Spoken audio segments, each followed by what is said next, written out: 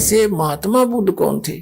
ये पुण्यकर्मी प्राणी थे और विष्णु के लोक से आए थे, स्वर्ग लोक से आए थे, विष्णु के स्वर्ग लोक से। अब यहाँ राजा भी बन गए, लेकिन वो सुख तो नहीं, यहाँ पर वो सुख है ही नहीं। उसकी खोज में घर त्याग दिया, अपने आप साधना करने लग गया, हठ योग कर लिया, खाना पीना भी त्याग दिया। मरने को हुआ तो एक माई ने उसके मुंह के खीर लगा दी।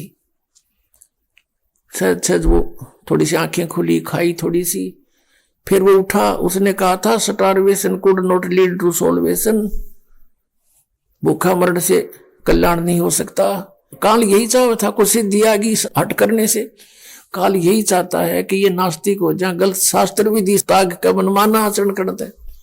अब महात्मा बुद्ध ने जो आगे प्रवचन करने शुरू किए, उसके आधार से उसकी वचन में शक्ति, क्योंकि पूर्व जन्म की भक्ति थी उसमें, जैसे राधा स्वामी पंथ के शिवदयाल जी, और फिर उसके अनुयायी हुए हैं जयमल सिंह जी व्यास में, और फिर सावन सिंह जी के शेष हुए हैं खेमामल बिलोचिस्तानी सामस्ताना, जिसने सच्चा सौदा सिरसा में अपना डेरा बना दिया।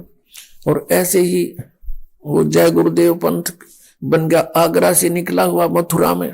ये सभी पुण्यात्मा उस महात्मा बुद्ध के से थे, और वो काल का फंस गया महात्मा बुद्ध।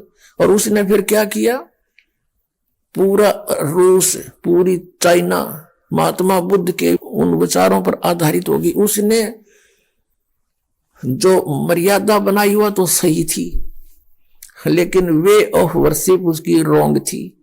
सभी उसके अनुयायी इसलिए हुए थे कि ये महापुरुष है, हमें कल्याण कराएगा।